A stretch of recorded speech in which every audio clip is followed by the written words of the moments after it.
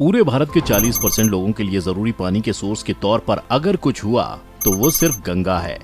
वही गंगा जिसके किनारे पूरे भारत का न सिर्फ उत्तरी हिस्सा बाकी पूरब का भी एक बड़ा हिस्सा बसा हुआ है। और आज भी अगर भारत के नॉर्थ इलाके की टोटल इकोनॉमी को देखें तो उसके पीछे अगर किसी नदी का हाथ है तो वो सिर्फ गंगा ही है, जिसके इकोनॉमिक फैक्टर से लेकर रिलीजियस इंपॉर्टेंस को न सिर्फ भारत में बल्कि पूरी दुनिया में ही समझा जाता है। इसीलिए तो आज भी बनारस के घाट और ऋषिकेश की शांति के लिए पूरी दुनिया से लोग इस नदी और इसकी संस्कृति का गवाह बनने के लिए आते हैं। लेकिन भारतीय सभ्यता के विकास के लिए जिम्मेदार ये नदी आखिर अपने एक्सिस्टेंस में आई कैसे, और कैसे इसने पूरे भारत की ज्योग्राफी को और समृद्ध बना दिया।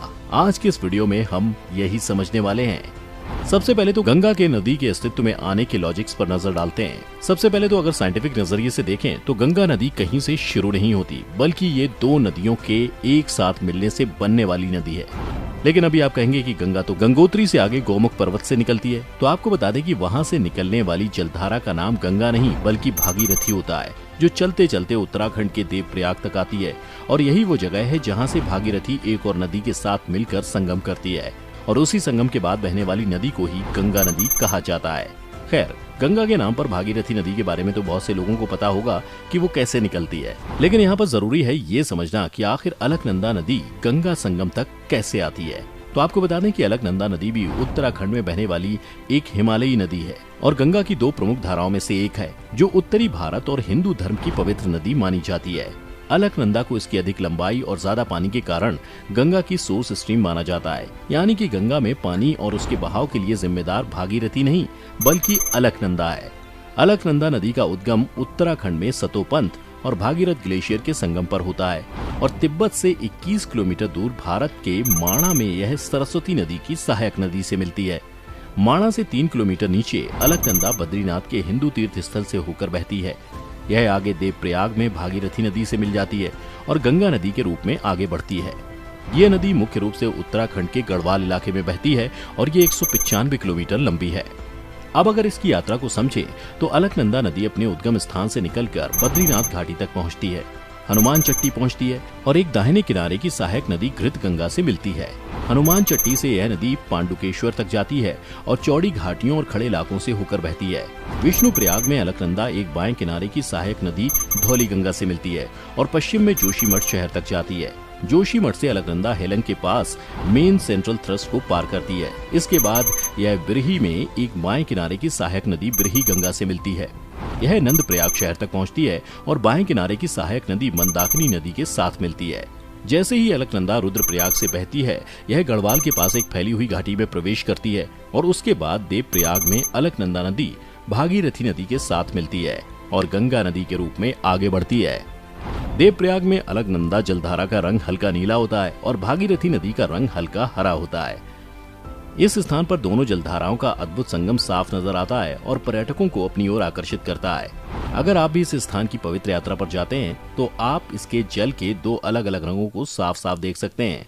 उसके बाद यहीं से गंगा नदी बहते हुए उत्तर भारत के कई शहरों जैसे ऋषिकेश, हरिद्वार, मुरादाबाद, कानपुर, बनारस, इलाहाबाद, पटना और फिर पश्चिम बंगाल से होते हुए समुद्र में चली जाती है।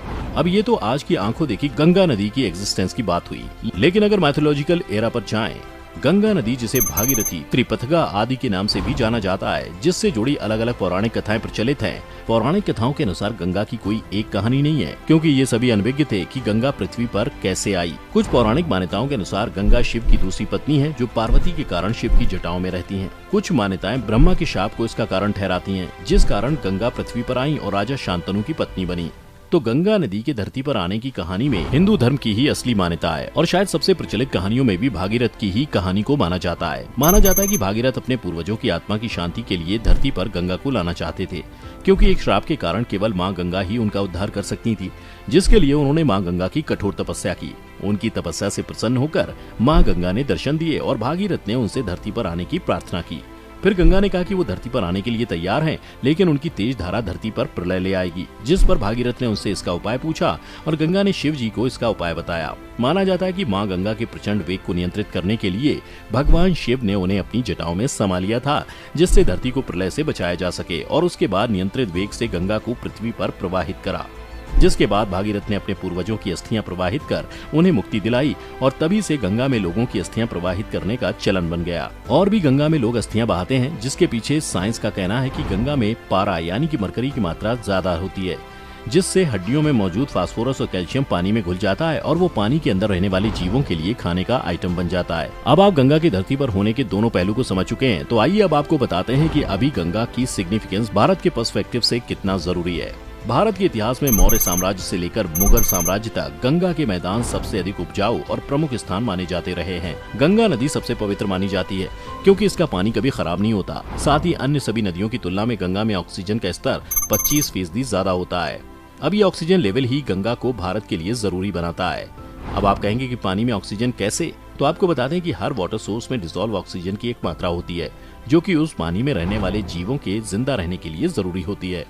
इसी डिसॉल्व ऑक्सीजन की वजह से पानी में मछलियां पाई जाती हैं। अब आप इसे ऐसे समझिए, क्योंकि गंगा में बहुत ज्यादा ही ऑक्सीजन की मात्रा होती है, इसीलिए इससे जुड़े मछली व्यवसाय के लिए मछलियों की मौजूदगी बड़ी मात्रा में होती है, जो कि इकोनॉमी में एक रोल प्ले करती है। इसके अलावा गंगा के कल्चर की वजह से जितने ट्रैवल और टूरिज्म से फायदा होता है, वो भी काफी हद तक देश की इकोनॉमी को मदद करता ही रहता है। और आज अगर आप गौर से देखें तो पूरा गंगा बेल्ट आपको हिंदुओं की आस्थाओं को मजबूत करते हुए दिखाई देता है। इसीलिए सदियों से गंगा भारत के रिलीजियसिटी को मजबूत किए जा रही है। खैर, लेकिन पॉजिटिव साइड के अलावा गंगा की एक्सिस्टेंस कहीं न कहीं आज के समय में नेगेटिव इम्पैक्ट भी बना रही है, जिसका सबसे बड़ा एग्जाम्पल है फरक्का बांध।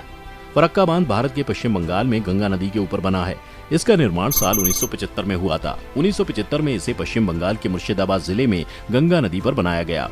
इसे हिंदुस्तान कंस्ट्रक्शन कंपनी ने बनाया था और इसकी लंबाई 2.62 किलोमीटर है। दरअसल 19वीं सदी में सर आर्थर कॉटन, जो एक ब्रिटिश जनरल और सिंचाई इंजीनियर थे, उन्होंने पहली बार ऐसा कोई बांध बनाने का सुझाव दिया था। देश आजाद होने के बाद ऐतिहासिक कोलकाता बंदरगाह गाद की समस्या के चलते लगातार बदहाली की ओर बढ़ रहा था। एक दौर ऐसा भी आया जब पानी की गहराई कम हो जाने की वजह से बड़े जहाज कोलकाता तक नहीं पहुंच पाते थे। उसी दौरान सर आर्थर कॉटन के सुझाव पर नए सिरे से विचार करते हुए फरक्का में बांध बनाने का फैसला किया गया। अब सवाल है कि इसका निर्माण क्यों और किस उद्देश्य से किया गया था। दरअसल फरक्का बांध का निर्माण का एकमात्र मकसद गंगा से 40,000 क्यूसेक पानी को हुगली में भेजना था, ताकि हुगली में कोलकाता से फरक्का के बीच बड़े जहाज चल सकें। इस बांध में 109 गेट बनाए गए थे। समर सीजन में हुगली नदी के बहाव को निरंतर बनाए रखने के लिए गंगा नदी के पानी के एक बड़े हिस्से को फरक्का बांध के द्वारा हुगली नदी में मोड़ दिया जाता है। जब इस बांध का निर्माण किया गया तो सोचा गया कि इस पानी से कोलकाता बंदरगाह में जमा होने वाली गाद बह जाएगी और यह दोबारा काम लायक हो जाएगा, लेकिन ऐसा कुछ भी नहीं हुआ। कोलकाता बंदरगाह की हालत अब भी जस की तस है। फरक्का बांध हुगली के मुहाने से गाद साफ करने के अपने मकसद में नाकाम रहा। अब सवाल उठता है कि बिहार में पहले आई बाढ़ या फिर आज की स्थिति के लिए क्या फरक्का बांध जिम्मेदार है? आइए इस सवाल का जवाब तलाशते हैं। थोड़ा पीछे जाएं तो साल 2016 में बिहार में बड़ी बाढ़ आई थी। जल स्तर के पिछले सारे रिकॉर्ड टूट गए थे। इसके तुरंत बाद मुख्यमंत्री नीतीश कुमार ने पीएम मोदी से मुलाकात करके फरक्का बांध तोड़ने की बात की थी।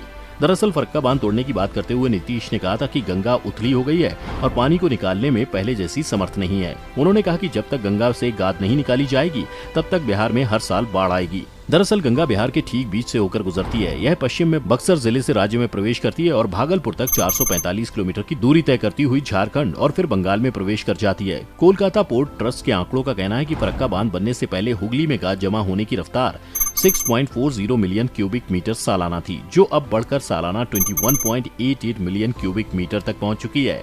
बंगाल के एक इंजीनियर जिनका नाम कपिल भट्टाचार्य था, उन्होंने बहुत पहले बिहार में फरक्का बांध की वजह से बाढ़ आने की बात कही थी।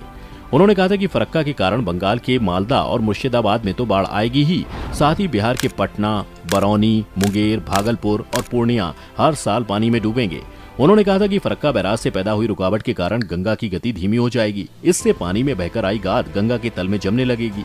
गाद जमने से यह होगा कि गंगा उथली हो गई और इससे बाढ़ का प्रभाव बढ़ेगा। इस तरह से देखें तो ये फरक्का बांध गंगा के एक बड़े नेगेटिव इम्पैक्ट को दुनिया के सामने रख रहा है। खैर, इसके अलावा गंगा प्रदूषण भी समस्या तो है ही, लेकिन इसके बारे में तो दुनिया जानती ही है, जिस पर एक अलग से वीडियो बनाई जा सकती है। लेकिन आपको गंगा की एक्सिस्टेंस की कहानी कैसी लगी, आप हमें कमेंट करके जरूर बताएं। साथ ही इस वीडियो को लाइक और शेयर करना ना भूलें और चैनल को सब्सक्राइब कर लें।